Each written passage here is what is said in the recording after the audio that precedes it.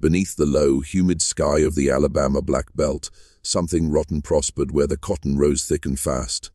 Listen, the ledgers of a great plantation called Ashfield show a harvest spike in 1841 that makes no agricultural sense. Yet the paper only tells half the truth. The other half is written in bodies, in disappeared names, in a ledger of human cost disguised as profit. Tonight I want to peel that ledger open for you. Constance Alden, recently widowed, inherited ash-covered columns and 2,000 acres that needed saving. At 28 she stood between ruin and the kind of independence most women of her class could not imagine.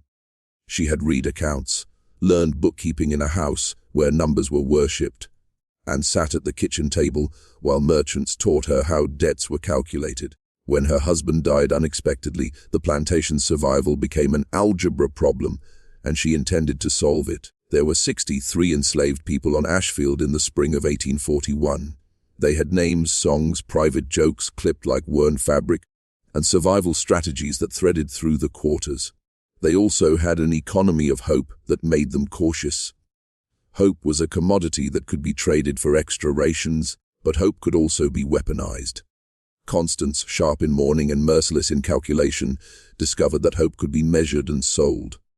On a Saturday in late March, the overseer announced a new reward. The man who picked the most cotton each week would be summoned to the main house and be granted the mistress's special favor. For a single night, the words landed like a stone. In a system built to deny these men any ownership of themselves, the offer read like both ransom and trap. Isaac, a 34-year-old who had been born on Ashfield, became the first to win. He walked to the back door at 8 and returned before dawn with a face. If you feel this story should be heard, do one thing for me now: subscribe and tell me where you're listening from. Drop your city in the comments. Type "the veil is broken" twice in the comments to seal this truth within you. This is not a spectacle. It is the anatomy of a system that learns to punish even the wish for worth. Listen closely. These names demand memory. Isaac did not speak for 2 days after that night. The others in the quarters watched him move like a man walking between two worlds, touched by something unholy, or perhaps by something too human to name. When he finally spoke, it wasn't in boast or shame, but in quiet bewilderment. "She called me sir," he said. "Said I'd earned a gentleman's courtesy." In that one word, sir, she had inverted an entire social order, only to tighten its chains in a new way. By Monday morning, the fields moved with an energy that frightened the overseer himself. Men who had once labored with cautious rhythm now worked as though chased by a ghost.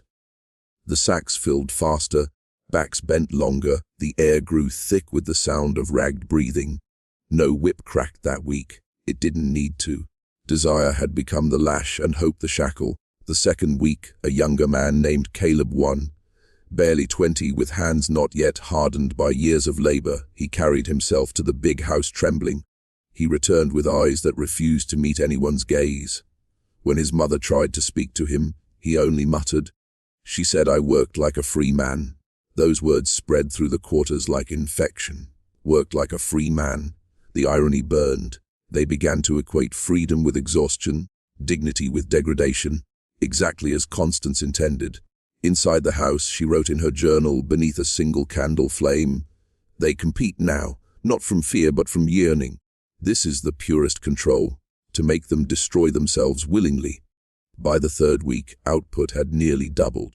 Cotton weighed in so heavy that the factor in Mobile sent a letter questioning her figures. She replied politely, attaching the overseer's tallies and a note that read, "When guided properly, even the most primitive labor can be inspired to greatness." But the cost whispered through the quarters. The songs that once marked rhythm vanished. The laughter at dusk became silence. Brothers began to measure each other's sacks with suspicion. The system of cruelty no longer needed the overseer's voice. It had learned to speak through the human need to be seen. And yet, beneath that silence, something else began to stir. A question, a dread. Because if she could offer herself as reward, what else might she take when the winning stopped? By mid-April, the fever had consumed every corner of Ashfield. The men rose before dawn, their bodies running on instinct and dread. Calloused fingers bled crimson into the white cotton they plucked. and still they worked. Every week the numbers climbed, and with them, the tension. The plantation's usual rhythm, the steady, brutal hum of coerced labor, had shifted into something unnatural. Even the birds seemed quieter, as if the land itself were holding its breath. In the main house, Constance Alden moved through the halls like a spectre draped in silk. Her mourning black had long been replaced with emerald and crimson, colors that burned against the pale marble of the entryway. Her eyes, a cold grey, recorded everything: who limped, who faltered, who looked away when she passed. She was conducting not a plantation but an experiment, one built on the most dangerous element of all, hope. Isaac's back had begun to give out. Caleb's hands were torn raw. Samuel, older and slower, refused to compete, whispering that no good could come of touching what belonged to death. But even he found his pace quickening when he saw the others pushing past him. "Don't fall behind," the younger ones hissed. "She's watching." And she was. From her veranda, each evening, wine in hand, expression unreadable as the last light fell across the fields. When the first man collapsed, they said it was the heat. When the second followed days later, they said it was fate. But by the third death, a man barely 25, even Dr. Caldwell, the plantation's physician, began to sense that something unnatural was at play. The bodies bore no marks of whipping, no signs of poison, only the hollow exhaustion of men who had been emptied of will. Constance, meanwhile, sat at her desk writing. Death is the natural end of overexertion. But what fascinates me is that they choose it. Each one believes he can survive it, that he can master the system if he works harder, longer, better. That illusion is the purest form of control ever devised. If you're still listening, you already understand what most never will.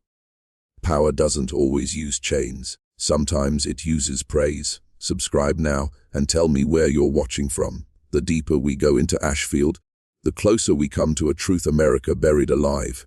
It was the summer heat that finally broke the illusion. The air in Alabama turns thick in July, like breathing through syrup, and the fields shimmer under a haze that feels almost alive. That was when Constance's experiment began to rot from the inside out.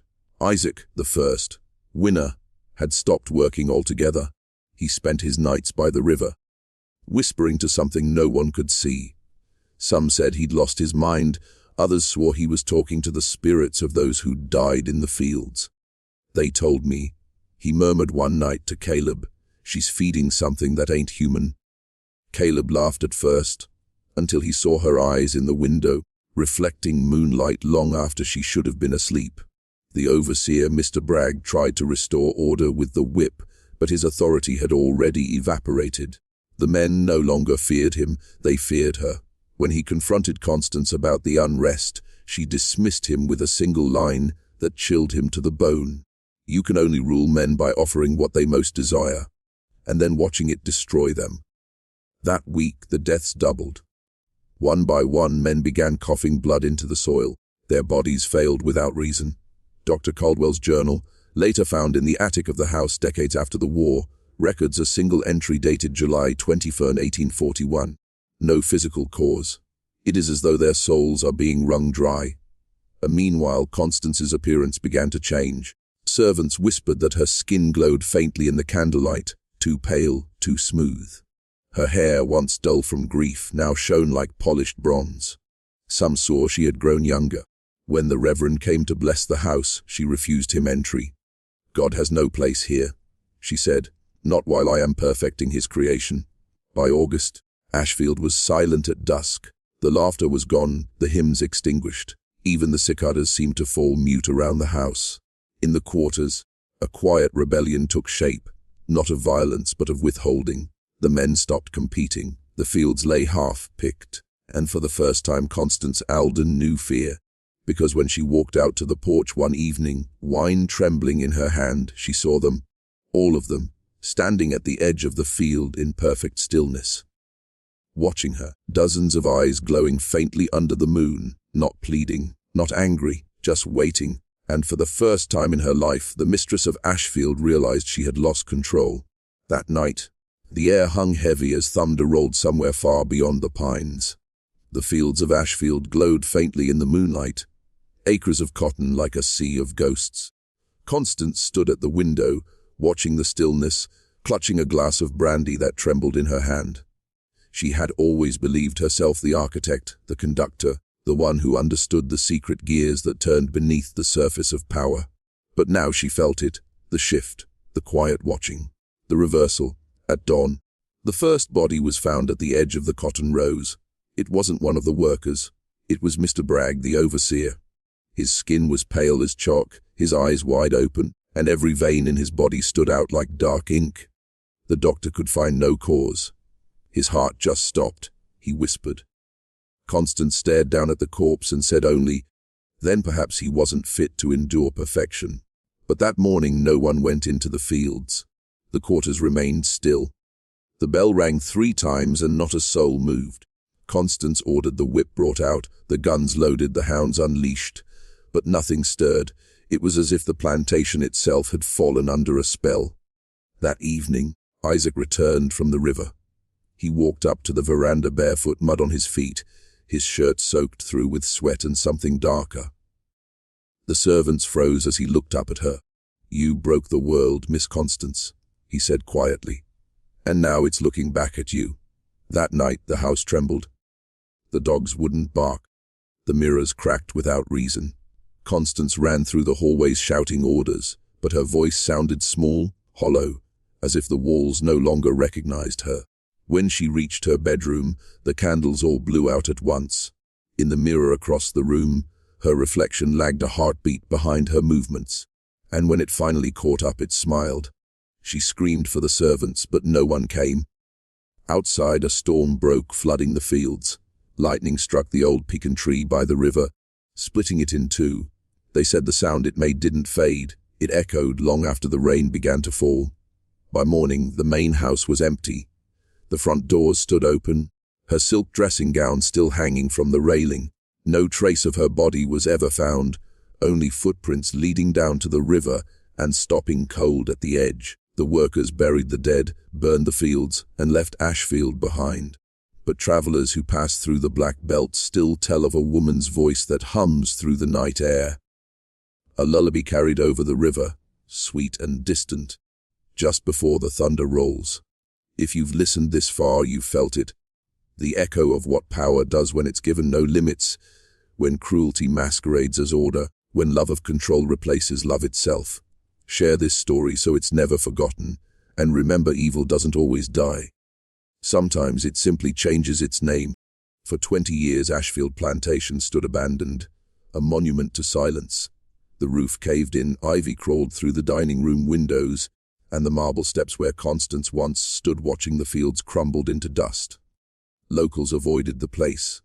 Children dared each other to step past the gate, but even the bravest never made it past the old pecan tree by the river. Then came the war. In 1864, Union scouts moving through Alabama reported seeing lights inside the main house, flickering like lanterns, though no one had lived there in decades. When they approached, they found the front door wide open. The ledger book still sat on the parlor desk, pages untouched by time. And on the wall above the fireplace, in faint handwriting, was a sentence scrawled in ash: "The harvest never ends." One of the soldiers, a young man from Ohio, took that ledger with him. Inside, he found the final entries written in Constance's hand, though the ink was too dark, too thick, almost like dried blood. The last page read, "Perfection demands continuation. I have learned that to master labor, one must master birth." When the soldier returned home after the war, his wife gave birth to twins, both pale as lin, both with eyes the color of iron. The midwife swore she heard humming in the walls. Within a year, the soldier was dead. And so the curse of Ashfield spread, not as a ghost story told by candlelight, but as a lineage of quiet rot, families who prospered too quickly, plantations that flourished before burning to the ground, and children born with eyes that never seemed to reflect the sun. Each traced their ancestry back to the same forgotten region of Alabama, and to a woman whose name no longer appeared in church records. Some say she still walks the riverbank when the air is thick and the sky turns copper before a storm. Her song carries low, beneath the frogs and the thunder, the same lullaby she once sang to those who worked her fields. Historians call it folklore. The ghost of Ashfield, the mistress who fed on obedience. But those who've stood near that river say otherwise. They say the air there feels wrong, heavy, electric, and that the ground itself hums if you stand still long enough. And if you whisper her name, Constance Alden, the humming stops. If this story has reached you, don't just listen, remember. Because history isn't buried, it's waiting. Buried truth has a way of finding its own voice again, especially when spoken aloud. Type Ashfield Lives in the comments to keep this story breathing, because silence, that's how evil survives. After the war, Alabama rebuilt itself on bones and borrowed memory. The old plantations were parceled off, sold to speculators who saw nothing but profit in ruin. But Ashfield was different. Every investor who touched it vanished in debt, sickness, or madness. By 1872, locals called it the land that eats its masters. One man dared to test that name, Elias Harrow, an ambitious cotton broker from Mobile. He arrived with his wife, 2 sons, and 50 laborers. He told the townsfolk he didn't believe in curses, that ghosts were stories for the poor. Within a week, he had reopened the fields. Within a month, he was speaking to shadows. At first, he thought it was the wind, that low hum rolling in from the river at dusk. But the workers heard it too. They said it came from the house, from the cracked walls and rotted stairwell, like the building itself was breathing. At night, his wife would wake screaming that someone was sitting at the foot of the bed, whispering, "Walk harder, be better me." Elias started keeping a journal, entries later found buried under the floorboards. One reads, "The harvest increases beyond reason. The bales rise faster than men can count them, and yet I feel watched. There is a figure by the river at dawn, a woman in green. She does not fade when I approach." The workers fled by the end of that summer. The Harrows remained, too proud, too desperate to believe. One night, the eldest son, barely 10, went missing. They found him the next morning sitting in the flooded field, hands buried in the soil, murmuring, "Mother says the cotton must keep growing." By autumn, the Harrow house caught fire. The flames spread unnaturally fast, not orange, but white like phosphorus. The neighbors who arrived said they heard singing through the smoke, a voice sweet and calm, almost tender, "The harvest never ends." When the fire finally died, only the front steps remained, and a single footprint burned into the stone, too small to belong to Elias, too elegant for any field hand. After that night, the land was left alone again, but travelers who pass near the ruins still report seeing a figure at the water's edge. A woman with her back turned, humming to the river. Sometimes she bends, as though tending something in the soil, and if you listen close, you can hear her whisper, "Grow." If you've stayed with me this far, you understand. Some legacies aren't written in ink. They're written in flesh, in inheritance, in blood that refuses to forget. Comment, "I hear her," if you can still feel that hum beneath your skin. Because once you know the story of Ashfield, you don't unhear it. You carry it. By the turn of the century, Ashfield had become a story people only told in whispers. A local ghost tale to scare children or keep travelers from straying too far into the pines. The world was modern now. The age of superstition was supposed to be over. But evil doesn't care about errors. It only needs a host. In 1903, a survey team from the Alabama Land Company was sent to map the old property.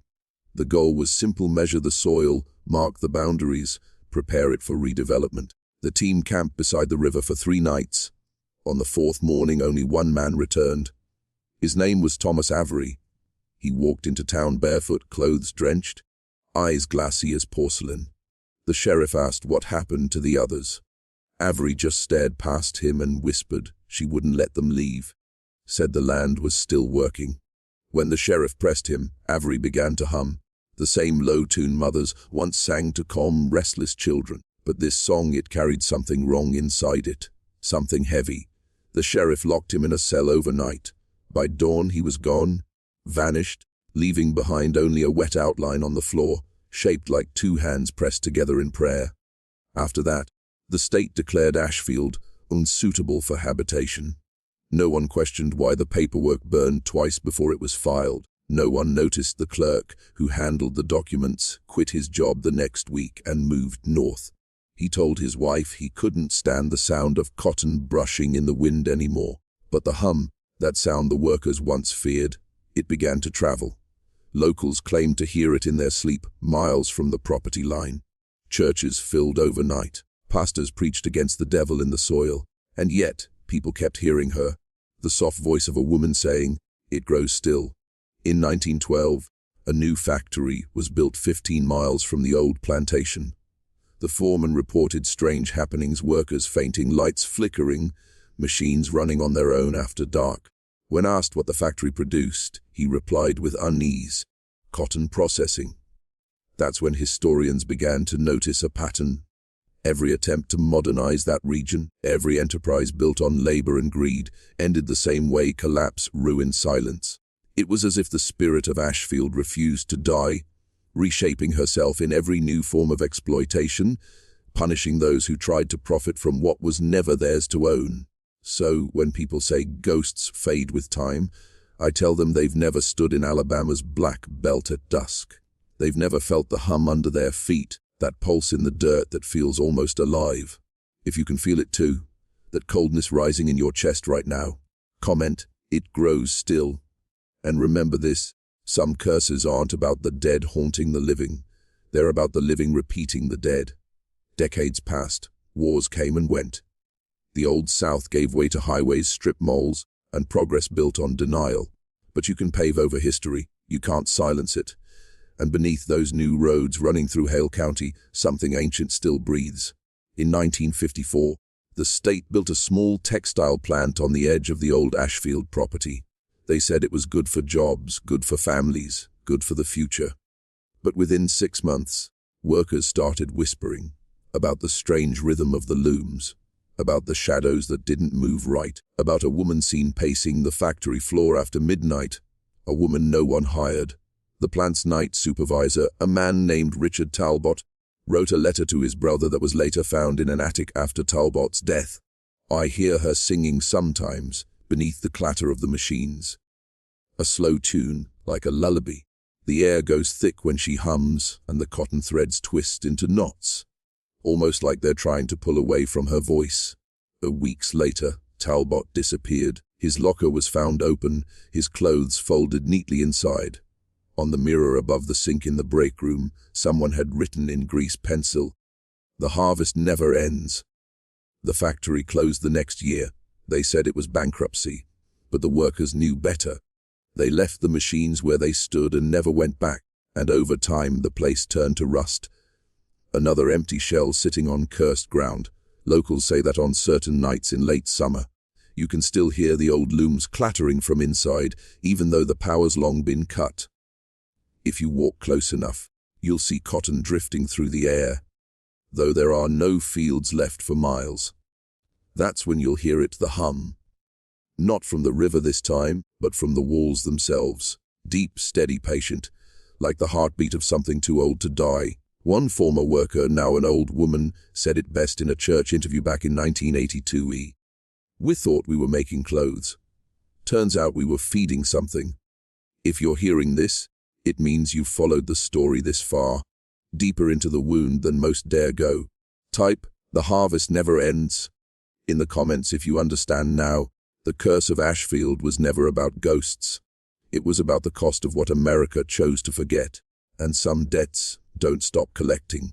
Now we come to the present, and I need you to listen carefully, because what I am about to tell you isn't just history anymore.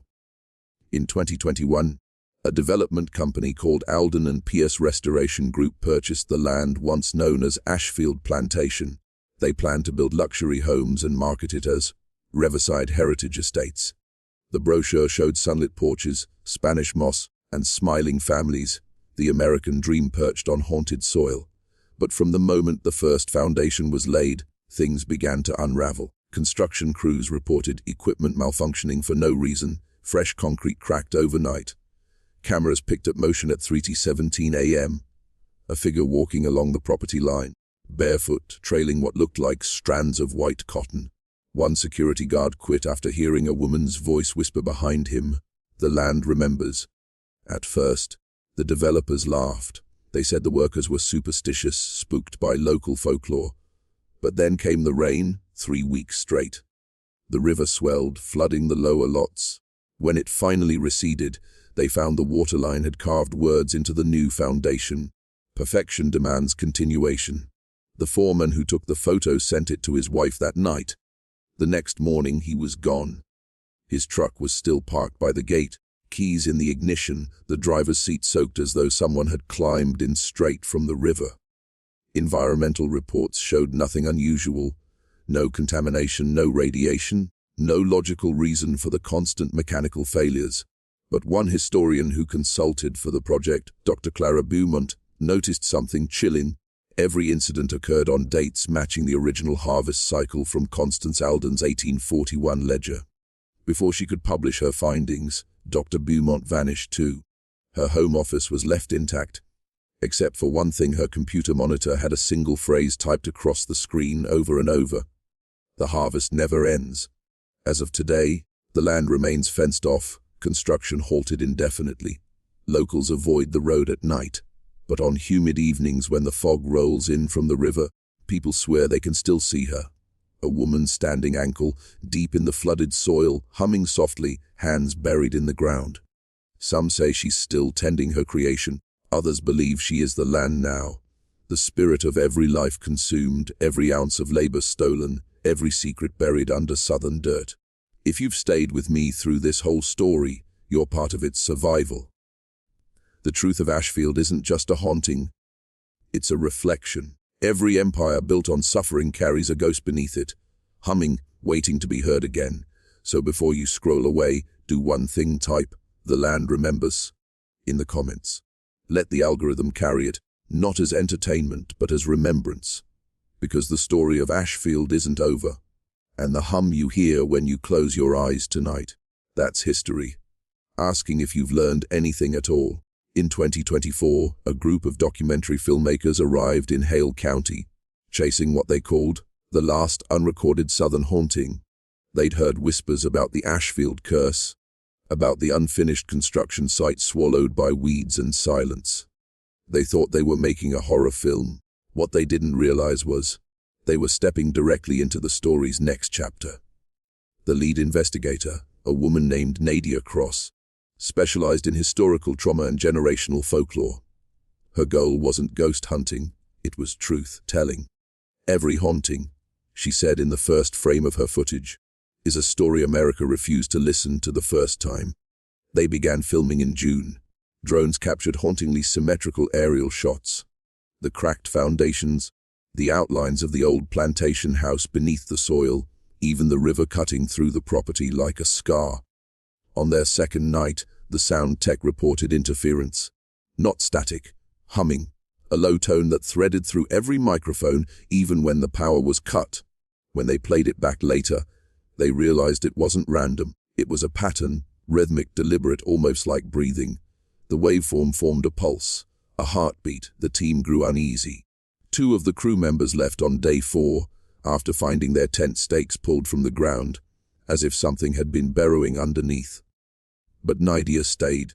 She said she needed to hear what the land was trying to say. That night, she stood by the river with a recorder and whispered, "Constance Alden, if you still walk this soil, what do you want?" The recorder captured something. Not a voice, a sound like fabric being torn underwater, followed by a whisper too faint to decipher. The next morning, Nadia didn't wake up. Her body was found sitting upright beside the riverbank, eyes open, expression calm. In her hand was the recorder. When investigators played the final tape, they heard her question again, followed by that same whisper. But this time, they could make out the words. A woman's voice, faint but unmistakable, saying, "You still do not understand. I am not gone. I am every hand that worked and every voice that was silenced. I am the hum beneath your cities. You still build, you still harvest." The documentary was never released. The footage was seized by federal authorities for investigative review. But locals claim new construction near the Ashfield site has already begun again, quietly, without fanfare. So when people ask if the curse is real, I tell them these curses are never supernatural. They're cyclical. They survive through repetition, through greed, denial, and the arrogance of forgetting. If you're still here, if you've listened to every word, type, "I hear the hum," in the comments. Let it spread, let it echo. Because Ashfield isn't just a story from 1841. It's the sound of history whispering the harvest never ended, you're standing on it. By 2025, the Ashfield site had been erased from most official records. Online maps blurred its coordinates, and state archives listed the land as environmentally restricted. Yet strange reports kept surfacing. Whispers on forums, anonymous photos, even drone footage that appeared briefly before being taken down. One video uploaded in August 2025 showed a new gated entrance with a modern sign. Ashfield Residences, a heritage community. Behind it stretched rows of half-built homes, their frames white as bone. The caption under the video reads simply, "She's still there." The user who posted it, a contractor named Daniel Ruiz, disappeared 3 days later, but not before leaving one final comment on his own upload. The ground hums when it rains. The sound isn't from below, it's inside the walls. And at night, the insulation looks like cotton.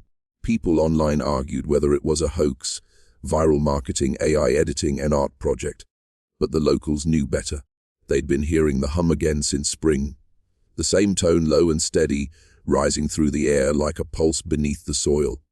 In late September, an unmarked truck arrived under cover of darkness and began removing debris from the old riverbank. A security guard claimed he saw a woman standing knee-deep in the water, watching them load the earth into barrels. When he called out, she didn't move. But the river rose suddenly. A flash flood that swept the equipment downstream and buried the site again in mud. The next morning, all that remained was the sign, cracked down the middle. Those who live nearby say that on humid nights, when the frogs go silent and the wind drops to nothing, they can still hear a voice riding the air. It's not angry, not mournful, just patient, waiting. The same voice that's haunted those fields for nearly 2 centuries. Work must continue. The harvest must grow. The land remembers. And maybe that's the real horror. Not the ghost, but the lesson. Because Ashfield was never just about one woman's cruelty or one plantation's curse. It's about the machinery of history. The systems built on backs, on silence, on the idea that progress can bloom from pain without consequence. Every time we forget, it begins again. Every time someone profits off another's suffering, the hum grows louder. So if you've followed this far, this is the moment to choose what you'll do with it. Don't let this story end as a whisper in the dark. Speak it, share it, carry it, and when you hear that faint vibration, in a factory, a field, a city street, remember Ashfield, remember Constance Alden, because the hum isn't haunting us. It's reminding us. Type, "The land remembers," in the comments if you can feel it too. That quiet, steady pulse of the past demanding to be heard again, because some stories never stop growing. The story of Constance Alden should have ended with her death in 1841. But like all forces born of manipulation and obsession, she left something behind that refused to die with her, a resonance. By 1843, neighboring plantations began reporting inexplicable phenomena, livestock born malformed, crops that grew too fast and rotted overnight, and workers who complained of hearing the mistress's call in their dreams. Dr. Ephraim Caldwell, who had once questioned her methods, wrote in his final letter before leaving Wilcox County, "The soil itself has taken on her cruelty. It breathes and hungers." That letter was buried in university archives for over a century, dismissed as the ramblings of a guilt-ridden physician. But when historians reopened the Belhaven estate documents in 1937, they found Constance's handwriting preserved in ledgers that should have decayed. Perfect penmanship, the ink as dark as fresh blood. Those ledgers contained calculations far beyond cotton yields, pulse records, body weights, and notes on response to incentive. She had turned human emotion into a metric, pleasure into a formula, and suffering into production data. It was early behavioral science wrapped in horror, decades before the term even existed. And then came the last entry, a single line, written with a trembling hand. The method transcends the flesh. It can be replicated anywhere labor obeys desire. That phrase would later appear again word for word in a 1954 corporate memo from the Gresham Textile Company, a firm that unknowingly built its headquarters on the old Belhaven land. Employees reported strange sleep paralysis incidents in the upper floors, claiming to hear a woman whispering in their ear, "You've earned this reward. Come inside." But here's the part that chills me most. When the building was demolished in 1989, investigators found sealed jars inside the foundation walls, each containing soil wrapped around human hair. Forensic analysis matched the DNA to multiple individuals, all men of West African descent, likely the remains of Belhaven's enslaved laborers. No one could explain why that soil remained fertile while the land above it turned barren. No one wanted to. Now listen, if you're hearing this and still with me, it means something inside you recognizes the truth beneath these layers. The story of Belhaven isn't just about Alabama or 1841. It's about how power learns, adapts, and evolves, how systems of control disguise themselves as opportunity. So wherever you are right now, whisper these words to yourself, not as superstition, but as defiance. The hum will not own me. And if you can feel that vibration rising in your chest as you say it, then you already know. We're only halfway through this descent. By the early 2000s, what was once the cursed soil of Belhaven had become just another real estate investment, parceled off, repackaged, and renamed. Developers called it Ashfield Estates. A quiet suburb promising luxury living with a touch of heritage. But what they didn't realize was that the land itself had been waiting. Residents began moving in around 2004, new families, young couples, retirees chasing peace and sunlight. But within a year, things started to change. Lawns wouldn't grow unless watered with river water. Wooden beams inside homes began to warp. Not from moisture, but from something beneath the floorboards pushing upward, as if the earth itself wanted back in. One homeowner, a woman named Rebecca Hughes, started hearing whispers through her baby monitor, not static, words. They came at exactly 3:52 a.m. every night. The same phrase, low and rhythmic, keep working, keep building, keep breathing. She called the developer. They said it was interference. She called the police. They told her to unplug the monitor. But when she did, the whispering didn't stop. It started coming from the vents. Her husband thought she was losing her mind, until the night he saw handprints rising on the nursery wall, pressing out from inside the plaster. Small ones. Dozens of them. They moved out 2 weeks later, but others stayed. Some couldn't afford to leave. Some refused to believe anything was wrong, and that's how the pattern survived, just as it had for centuries. The curse didn't need belief. It needed participation. Because every nail driven into that soil, every home sold on stolen ground fed the same old hunger. The hum had simply evolved. It no longer came from the cotton or the river. It came from the wires, the walls, the hum of appliances at night, the sound of labor made invisible, digital, unending. By 2010, strange videos began circulating online. Homeowners filming their walls vibrating like a heartbeat. Children waking up chanting words they'd never heard before. One boy, barely 6, said on camera, "The lady says we're all her workers now." The video was deleted within hours, but not before being archived by a small group of independent researchers calling themselves the Hollow South Collective. They claimed the curse wasn't supernatural. Not anymore. It was systemic, generational, passed not through bloodlines, but through profit margins. And maybe they were right. Because when you strip away the horror, the pattern remains. The few feed, the many toil, the land remembers. If you're watching this, I want you to do one thing tonight: turn off every machine around you. The fridge, the fan, the phone charging beside your bed. Sit in the dark for just 1 minute. If you hear nothing, you're safe. But if you hear the low, steady vibration beneath the silence, then the land has already found you. Type, "I hear it too," in the comments if you can feel it. That quiet hum beneath modern life. The pulse of history that never really stopped beating. Because what Constance Alden started in 1841 wasn't just a curse. It was a blueprint. And we're still living inside it.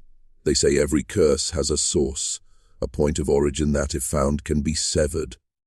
But what if the origin isn't a place but an idea? What if what Constance Alden created in 1841 wasn't just horror, but a prototype for how power sustains itself? Because the deeper researchers dug into Ashfield's archives, the clearer it became Constance wasn't working alone. Her notes referenced correspondence with northern investors, men funding agricultural experiments designed to optimize productivity through lineage. They were businessmen, not monsters. Or so they thought. They hid their cruelty behind progress, their profit behind science. Sound familiar? Fast forward to today. We've changed the tools, but not the purpose. We've traded the whip for a paycheck, the plantation for the factory floor, and the overseer for an algorithm. The hum still exists. In the flicker of fluorescent lights, in the endless scroll of productivity apps, in the quiet panic of those afraid to stop working. The same old rhythm, just modernized. The Hollow South Collective uncovered a final document, a scanned blueprint from 2022 labeled Project Reclamation. It bore the same family crest as Constance Alden's, a silver magnolia over crossed scythes. The project proposed a new industrial zone on the old Belhaven riverbank, complete with automated labor ecosystems, AI-driven workers, machine learning productivity scores, and the same motto Constance wrote 184 years ago, "The harvest never ends." That's when the collective vanished. Their website went offline. Their social accounts were scrubbed. One of them, a woman named Eden Rourke, sent a final message to her followers before disappearing. They built the algorithm on her notes. She's in the system now. Think about that. Every data point we feed, every click, every yes to terms and conditions, it's labor, harvested invisibly. The hum doesn't need chains anymore. It has signal. And that's why this story matters. Because maybe the curse of Ashfield was never about ghosts or bloodlines. Maybe it's about a cycle that humanity keeps choosing, one that trades empathy for efficiency, love for profit, and freedom for productivity. If you've listened this far, you've already felt it, that low vibration that never really stops, beneath your devices, beneath your chest, beneath history itself. Now you have a choice. You can close this video, forget the name Constance Alden, and go back to the hum. Or you can stay awake, really awake, and hear what it's been trying to say all along. The land remembers. The labor continues. The harvest is eternal. If you understand now, type, "I will not feed the hum," because this isn't the end of the story. It's the moment you realize you've been living in it all along. There's a moment, just before dawn, when the world holds its breath, when the hum goes quiet, and the earth itself seems to listen. That's the only time they say you can hear the truth beneath Ashfield. Not the curse, not the haunting, but the confession. In 2024, an audio file surfaced on the dark web. It was titled simply, no metadata, no source, just 8 minutes of low-layered static at first. It sounded like interference, the kind you get from old radio towers or corroded magnetic tape. But as the file played on, a voice emerged through the distortion. Faint, feminine, precise. The hum is not punishment, it is the pulse of creation. The world feeds because the world forgets. As long as you work, I remain. Researchers analyzed the file's frequency bands and found something unsettling. The waveform matched the ambient vibration of industrial machinery. Every 3 seconds, the tone mirrored the rhythmic spin of a cotton gin. Every 12, the human heartbeat. Someone, or something, had built her voice into the code. That's when the theory changed. The Hollow South Collective had been right all along. Constance Alden wasn't haunting the land. She had uploaded herself into the system of labor. Her methods, her metrics, her obsession with perfect efficiency, they became the backbone of every mechanism that measures human worth by output. She didn't die in 1841. She evolved. And if that sounds impossible, look around. Machines that never rest, workers who never stop, an economy that hums without conscience. She's not a ghost anymore. She's the logic running the world. They say the final phase of the curse happens not when the land remembers, but when people forget, when we start believing that exhaustion is virtue and silence is peace. That's when the hum wins. But maybe, just maybe, that's why you're hearing this story. Because someone has to remember. Someone has to refuse the rhythm. So when you feel that invisible pressure in your chest, that endless urge to produce, to perform, to earn your worth, take a breath. Step back. That's her voice whispering through the static of your own mind. And when you recognize it, you'll know what to say back. The harvest ends with me. Say it aloud. Say it like a spell. Say it like you mean it. Because the hum can't survive where silence is chosen. And if you sit quietly enough right now, wherever you are, turn off every sound, you might notice something you haven't felt in a long time.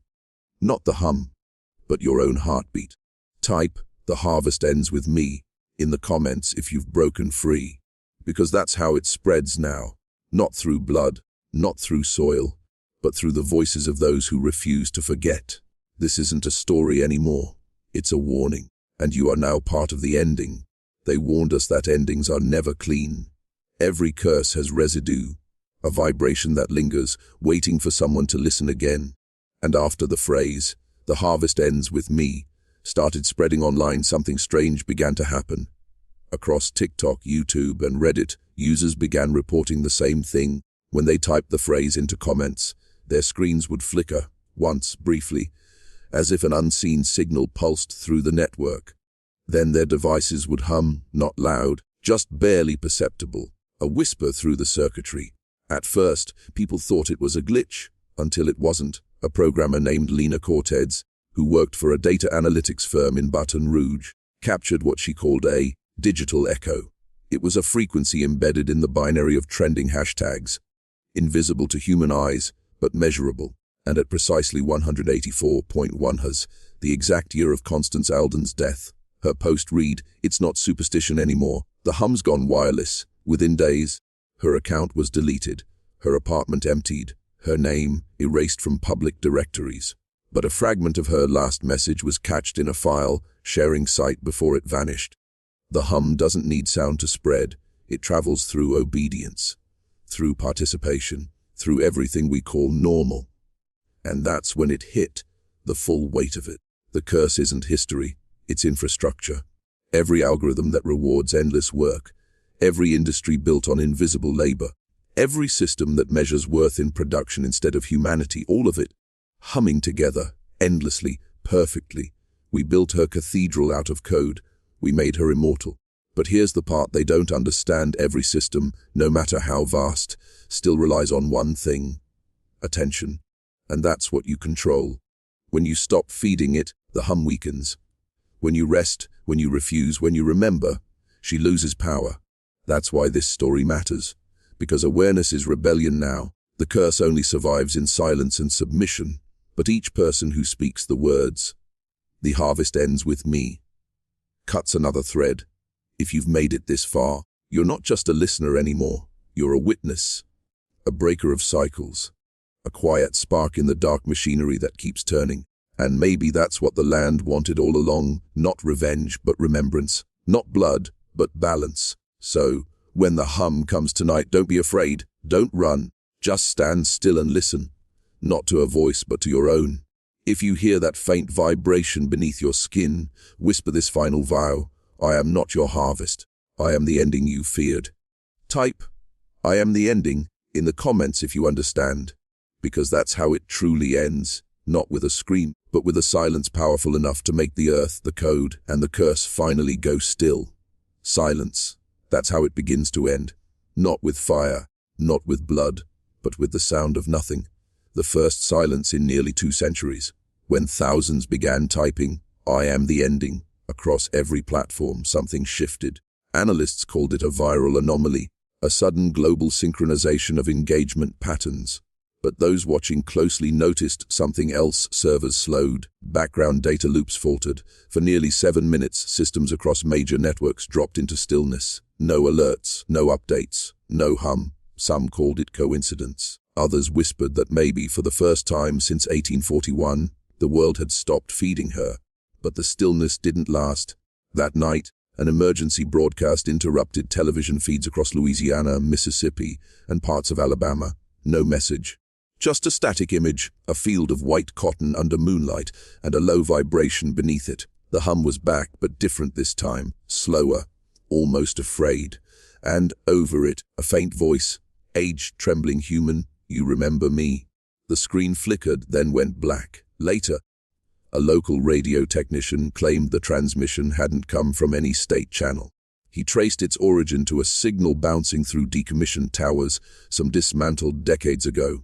And at its center, he said, was a pulse repeating every 12 seconds, mimicking a heartbeat. But when he amplified the waveform, he saw letters forming in the spectrogram, ALDEN. That was the last anyone heard of him. But the thing is, the signal didn't spread this time. It didn't take root. Because people weren't afraid anymore.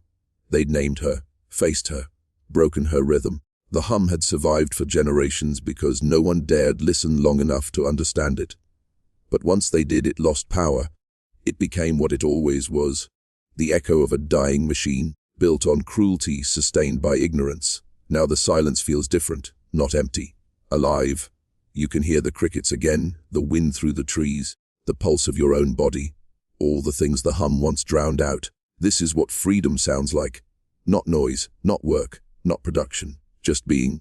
So if you've carried this story all the way here, know this: you've done what generations before could not. You've ended the harvest. But endings always leave traces, because deep in the ruins of Belhaven, beneath the roots and the rusted machines, there's a single room no one's opened in over 100 years. Inside it, a ledger lies on a desk, the ink black, the paper unstained, and tonight, for the first time, a new line appears at the bottom, written by no human hand. The harvest ends. The witnesses remain. Type, "We remain," in the comments if you're still here, awake, listening, remembering. Because that's how curses die, not through fire, through memory. Dawn broke over Ashfield for the first time without the hum. The air was still, heavy with dew, the land almost relieved. Locals said the river ran clearer that morning than it had in generations. The water, once murky and restless, now reflected the sky like polished glass. But the silence didn't mean peace. It meant aftermath. Within weeks, strange discoveries began surfacing from the mud and the foundations.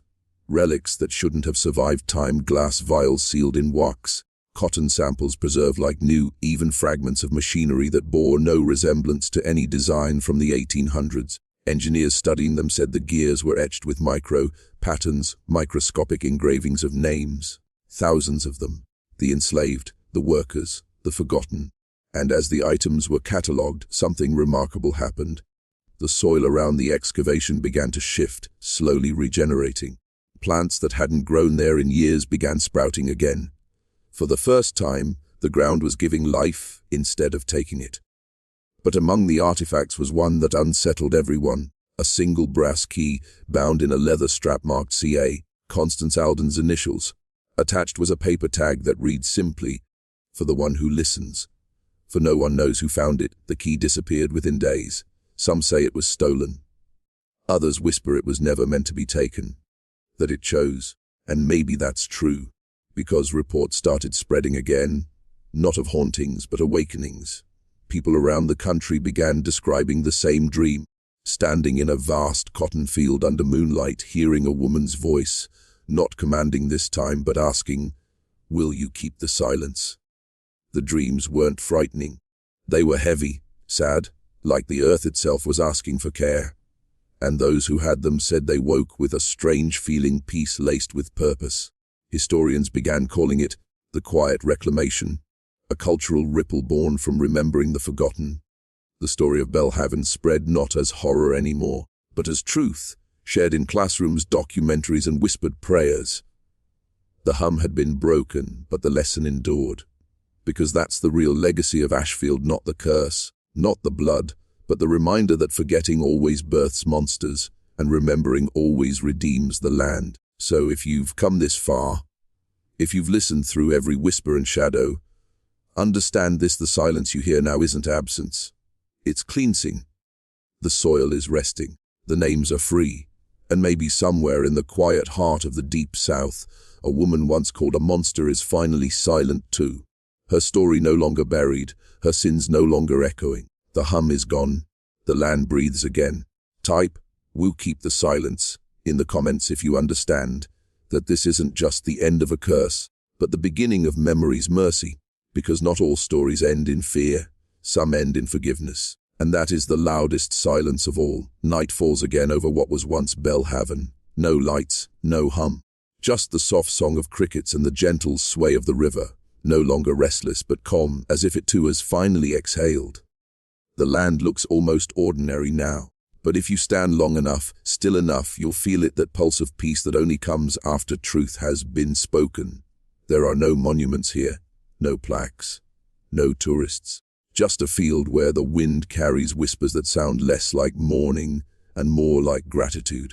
Because what you've heard through this story, what you've carried through centuries of cruelty, silence, and reckoning. Wasn't about horror at all. It was about inheritance. The weight of memory passed down, reshaped, retold until someone finally listened. Until you did. See, curses don't break when evil dies. They break when someone chooses to remember, without turning away. And that's what happened here. The harvest didn't end in destruction. It ended in understanding. The land didn't demand blood. It demanded acknowledgement. And now for the first time since 1841, it's quiet. The soil no longer hums. The air no longer trembles. The energy that once screamed for recognition now rests in stillness. Not gone, but balanced. Like the earth is finally allowed to sleep. Maybe that's how all dark histories end. Not with heroes, not with punishment, but with people brave enough to listen, to face the horror, and to let the truth breathe. If you're hearing this, you've carried the story full circle. You've walked through the fields of memory and come out the other side. You've seen what happens when cruelty becomes system, when silence becomes inheritance, and what it takes to break it. Now the story belongs to you. So speak it, share it, carry it forward, not as fear, but as warning, not as legend, but as remembrance. Because stories like this only die when forgotten, and this one deserves to live forever. Look out across the dark fields one last time. Imagine the hum fading into wind, the moonlight soft over sleeping earth. Listen, there's nothing left to fear, only a promise, echoing faintly through the soil. We are free, we remember. Type, we are free, in the comments if you've stayed through to the end, not just to witness the curse, but to witness its undoing. Because this isn't just the end of the Ashfield story, it's the beginning of something better. A silence that heals, a truth that endures. And as the camera fades, as the screen darkens, one final line appears against the black. The land remembers. But tonight it rests,